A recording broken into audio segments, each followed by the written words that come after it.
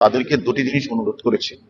একটা হলো সোয়ারেজ লাইনটা ভাঙার জন্য বলেছি, আর পাশে মানে সঞ্জীবা গার্ডেনের পাশে একটা হাতিশালা কাঠের ব্রিজ আছে, ব্রিজের পাশে একটু সার্চ করতে বলেছি। আর এই দুইটা জিনিস ওনারা করবেন। এছাড়া ওই যে আরেকটি হাল আছে বর্জ্য হাল, সেখানে তো আজকে মানে চলছে, মানে উদ্ধার অভিযান চলছে এবং আমরা এটা চলছে, এই কাজটা আমরা করছি।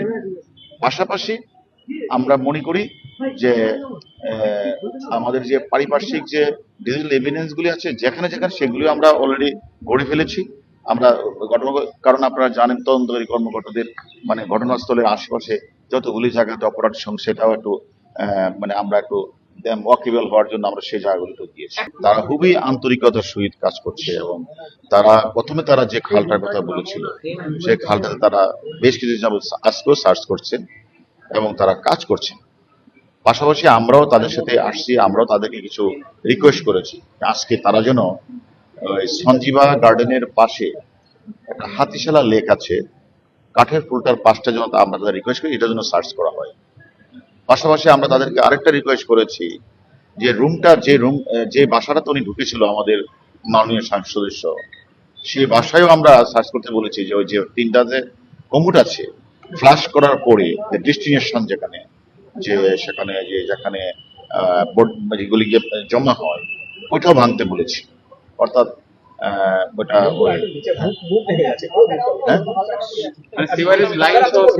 আমরা সোয়ারেজ লাইনটা যেটা অর্থাৎ বাসার ভিতরে যে তিনটা কমোট আছে এটা ফ্লাশ করার পরে সোয়ারেজ লাইনটা, এই লাইনটাও ভাঙার জন্য আমরা ওনাদেরকে রিকোয়েস্ট করেছি। ওনারা আশা করি এই কাজগুলি আজকেই করবে এবং আশা করি করছেন। এবং হাতিশালা ব্রিজের পাশে যে ক্যানেলটা এটাও সার্চ করতে ওনাদেরকে রিকোয়েস্ট করেছি আমরা, সেটাও করবে। আসলে আমরা দেখেছি যে সিআইডি অত্যন্ত আন্তরিকতার সহিত তারা লাশের অংশবিশেষ খুঁজে বের করার জন্য তারাও চেষ্টা করেছে, আমরাও তাদেরকে কিছু কিছু রিকোয়েস্ট করেছি। এবং আমি যে কথাটা বলছি এখন আপনারা যেটা বলছেন যে যদি নাই পাওয়া যায় তাহলে কি মামলা নিষ্পত্তি হবে না? না, আমরা এই কথাটা বলছি যে যদি পাওয়া না যায় তাহলে কি অ্যাকনলেজ হবে না? এটা কি আমাদের আইনে আমাদের কাছে কি এটা কি অবহিত হবে না?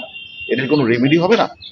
বিষয়টা হচ্ছে যে আমরা কিন্তু আমি জানি যে মানে সিআইডি পুলিশ তারা তারা প্রত্যেকটি বিষয়ে তারা অত্যন্ত পুঙ্খানুপুঙ্খ বিবেচনা করে তারা কাজ করছে এবং আমরাও আমাদের যে কাছে যে গুরুত্বপূর্ণ যে ঘাতক যার নির্দেশনায় এবং যার পরিচালনায় হত্যাকাণ্ড সংঘটিত হয়েছে সঞ্জীবা গার্ডেনে, সে মূল ঘাতক কিন্তু আমাদের কাছে আসে, সেও কিন্তু আমাদেরকে অনেক তথ্য দিয়েছে। পাশাপাশি যে মেয়েটা ছিল সে মেয়েটাও আমাদের কিছু তথ্য দিয়েছে। এই তথ্যগুলি নিয়ে তো আমরা বাংলাদেশ থেকে কলকাতায় এসেছি। কলকাতায় এসে আপনারা জানেন যে আমরা সিআইডির সদর দপ্তরে আমরা ওই আসামির সাথে কথা বলেছি, মিলিয়ে দেখেছি, ক্রস এক্সামিন করেছি। তারপরে ওই আসামিকে আমরা ওই ঘটনাস্থলে নিয়ে গিয়েছি, সেখানে গিয়েও আমরা যে তথ্যগুলি আমরা নিয়ে এসেছিলাম তার সাথে আমরা হুবহু মিল পেয়েছি। কারণ আপনারা জানেন যে মিলটা পেয়েছি এই জন্য যে আমাদের কাছে তো যে সেখানে যে ডিজিটাল এভিডেন্স তো আছে, একটা জীবন্ত মানে জ্যান্ত মানুষ বাসায় ঢুকলেন, সেটা তো মেয়েটাও দেখেছে, ছবি আছে, ডিজিটাল এভিডেন্স আছে।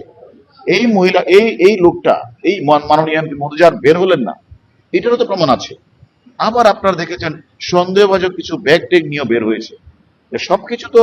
এবং আমরা পারিপার্শ্বিক সাক্ষ্য প্রমাণ এগুলি মানে তারপরে তাদের স্বীকারোক্তিমূলক জবানবন্দি এবং তারপরে তাদের আসামিদের পিসি তাদের বিভিন্ন বিষয়গুলি আমি মনে করি তদন্তকারী কর্মকর্তা এগুলি আমলে আনবেন, বিবেচনা আনবেন। 3 জন আসামি আমাদের বাংলাদেশে রয়েছে, একজন এখানে আছে।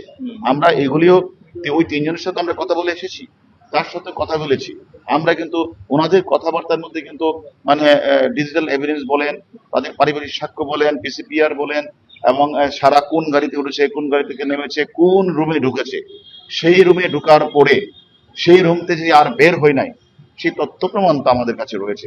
সবকিছু মিলেই আমরা কাজ করছি এবং আমরা মনে করি আমরা এখনো হতাশ নই। আমরা যে এখনো যে তার দেহবিশ্ব খণ্ডবিশ্ব উদ্ধার হবে না, আমরা কাজ করছি, আমরা হতাশ নই। Thank you. জিহাদকে হেফাজতে নেবেন, জিহাদকে হেফাজতে নেবেন আপনারা?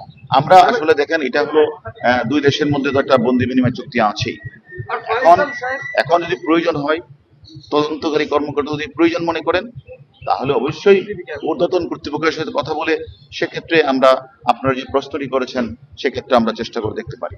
একটা লাস্ট প্রশ্ন যে ওই যে ঘরের মধ্যে মার্ডারের যে পিও, সেখানে সাহেব রুমের ইনসাইডে একটা সিসিটিভি ক্যামেরা ইনস্টল ছিল, যে ক্যামেরা কাপড় দিয়ে বা কোনোভাবে আটকানো হয়েছিল বলে আমরা খবর পাচ্ছি।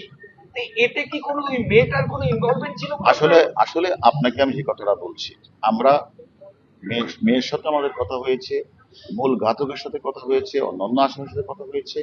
আমরা সকল তথ্যগুলি আমরা বিচার বিশ্লেষ বুঝে যাচাই বাছাই করছি, এবং আমরা সেগুলি যাচাই বাছাই করে তদন্তকারী কর্মকর্তা এবং তার বিজ্ঞ আদালতে তার রিপোর্ট প্রেরণ করি। আপনারা বারে বারে দেহাংশ খুঁজছেন, কিন্তু এই জেরা করে কি কোনো কোথাও অস্ত্র কোথায় লুকিয়ে যেগুলো দিয়ে কাটা হয়েছিল সেখানে কি কোনো আমরা আমরা আমরা আমরা আমরা তো এটা তো এটার পার্ট, সবকিছুই আমরা তো আমলে নিয়েই আমরা কাজটা করছি।